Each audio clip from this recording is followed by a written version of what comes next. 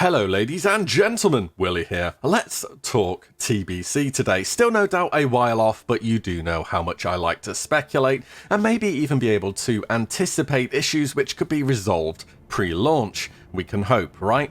These are just a few off the top of my head. No doubt there is more. I'm always up for a part 2 with this kind of video, but let's try and outline some pretty visible issues that should come to Classic once TBC is here. First of all, the PvE profession meta. Professions change quite a bit in TBC and become far more useful and desirable for each class in order to improve your performance in both PvE and PvP content. Now, I've nothing against this change in tide from pretty much everybody wants to be an engineer for everything, but it does present some new trends, especially when it comes to the more min-maxy aspects of the game. I'm expecting from ray balancing so far that it won't be overly difficult or taxing, and that going to this level will by no means be a requirement, more of a luxury if you do want to push your performance as far as you can. And though most classes will be choosing a crafting profession for armor or weapons, which I don't have a problem with, there will very likely be an emphasis on some rather more detrimental things when it comes to other professions, especially from leatherworking. I also feel it's worth a mention about enchanting here too, as I'm pretty sure it will be brought up in the comments. So in TBC there are ring enchants that require an enchanting level to use and cannot be applied via the trade window. They are designed to be the enchanting profession bonus for the player. Now, as far as I'm aware, you actually need the relevant enchanting level to be able to take advantage of these profession locked bonuses. It shouldn't be the case where you can level enchanting, learn the formula, use it on your ring, then drop enchanting and re-level another profession so you can effectively get the bonus as if you had a third profession active. Sort of like in Classic how feral tanks use Smoking Heart of the Mountain, which can only be made by an enchanter and is bound on pickup, so you must go and make it yourself instead of having somebody do it for you. At least I believe this is correct from looking into the subject in a bit more detail and what I could find online from posts back in the day. I just thought I'd give it a mention, and I do hope that this would be the case, because leveling and dropping enchanting every time you get Abyss Ring would be really annoying. So here's the deal then with leatherworking, and why leatherworking is a problem and other professions aren't. Whether you are a blacksmith or storm herald, a tailor for the spell strike set bonus, or any other profession in between, you get other bonuses from the profession that are quite widespread. You get to make spell threads, bags, resist gear, so on. There's a whole bunch of different things. So whilst you are getting access to some top-notch gear for your profession, you're also getting a bunch of other good stuff out of it. What we will likely see is every single person who wants to perform at a high level be required to go leatherworking. Why? Drums of Battle. When you rotate this on use item as part of a group, it's a 5% haste buff with a permanent uptime. This makes it the best DPS profession not only for you, but also as part of your raiding team. Haste scales up very well with gear too, so this will be relevant from day 1 to the end of the expansion. But compare this with engineering in Classic. Everybody wants to be that for PvP and PvE, right? What's the difference? For sure, but think how many different things engineering gives you. Rocket helm and boots, battle chicken, gnomish or goblin transporters, explosives, sappers, parachute cloak, gnomish cloaking device, the list goes on and on. What does leatherworking give you in TBC?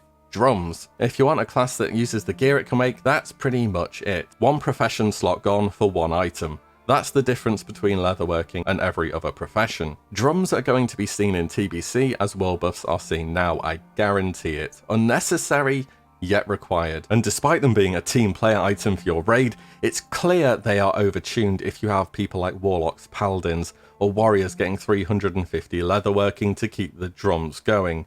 The drum meta is a dumb meta. I'd rather see they are nerfed so players have more choices for a second profession. Though that second profession would probably just end up being enchanting for most players if I'm honest.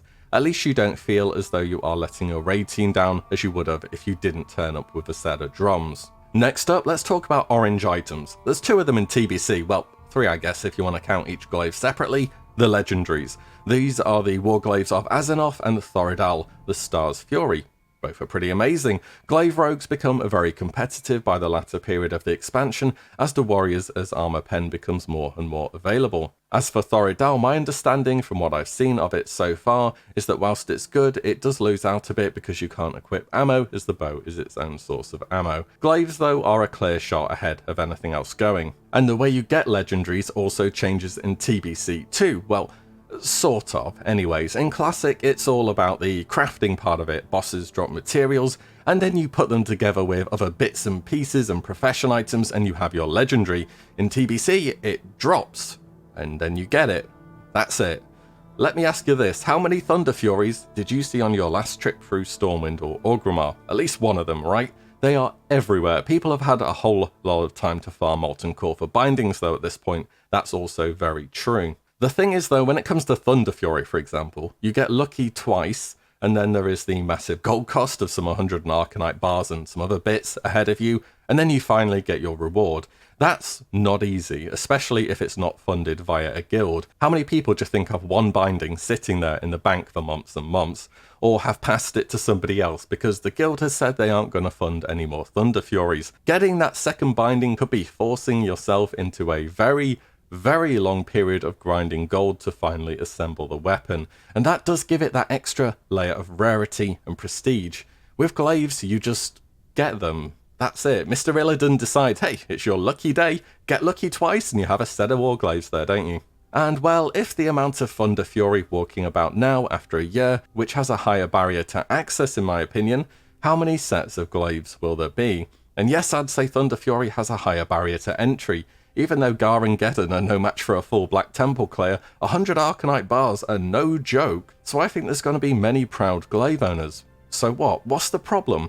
I don't think Legendaries belong in Arena, that's the problem. Crushing opponents with insane gear can be fun. Why do you think people level Twink characters? There is a time and a place for that though. It's called Battlegrounds, or Open World PvP. The first iteration of competitive PvP should not have a couple of classes who have access to crazy powerful weapons, especially when a set of glaives will be obtainable before the final Arena PvP season rewards. There are always going to be some good PvE items for PvP, that's for sure, mainly trinkets, but every class can do something like this though. With glaives, it's pretty much just rogue.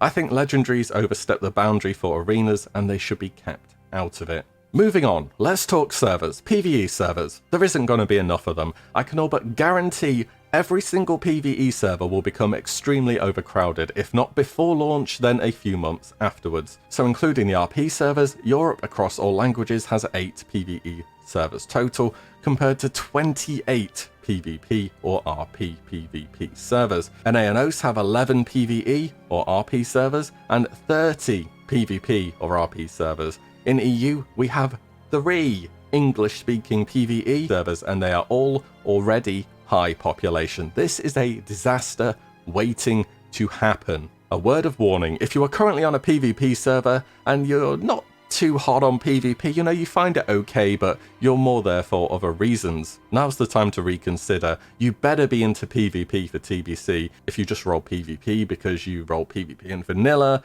or your friends went there, or your guild went there, and it wasn't so much what you would have chosen personally, but you just went along with a crowd, now's the time to have a little think about that decision. And you will have to make that change sooner than later, because I bet the few PvE servers that there are going to get filled up and locked. I predict a massive player base transfer away from PvP to PvE servers.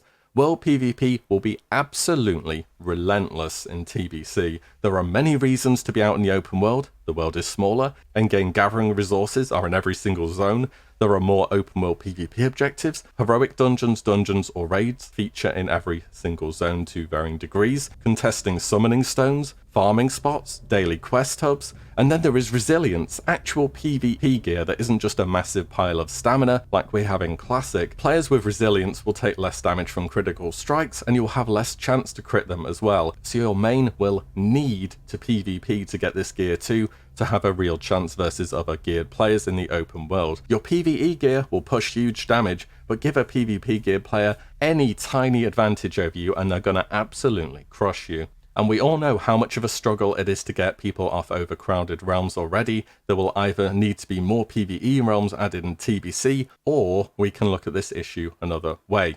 And that's my fourth point. Layering is trying to fix a problem it's not designed to do. It was made to control population at launch, not be this on and off switch when population on servers end up getting too high. And I was midway through writing this section, I realized it was going on a bit, okay? So I'm gonna do an entirely separate video outlining the problems with the current system and to suggest some solutions to it as well. But I would rather see something else than layering come in TBC, especially with how I bet certain PvP servers and absolutely PvE servers will become even more overcrowded than they are at the moment. Finally, one more point for PvP. This is the first iteration of PvP arenas to ever exist.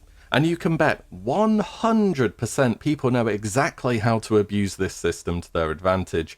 Boosting and win trading are going to be extremely rampant. You know, at the moment when you see a rank 14 player backpedaling or failing to do just simple counterplay or mechanics and you think, you know, I can't wait for this guy to try arenas in TBC and get absolutely dumpstered. Nah, he's gonna have his arena rating lock gear too, might even get glad. And then he'll go back to Battlegrounds and roll people with his gear till he has to do it again next season. You know it's gonna happen. You can buy this stuff and players will be selling en masse. Look, I'm no expert on PvP, especially arenas, believe me, but how has this changed in later WoW expansions? Has there ever been a good way to stop people actually doing this? Because you probably want to take a look at getting whatever was done to fix it later into TBC now, because from the level of post-launch support Classic has received, I don't see Game Masters dealing with possible booster reports or win trading reports. Let me know your ideas on this one. That's it, TBC's still plenty far off, but I thought these were a few interesting points to bring up. My little talk on layering in TBC will follow soon, look out for that. Let me know what you think about all of this and what else you may anticipate being a problem as well. And I'll see you all in the next one very soon. If you like what you see, do give the video a like and subscribe as there will be plenty more to come. Take care guys, and I'll see you in the next one very soon.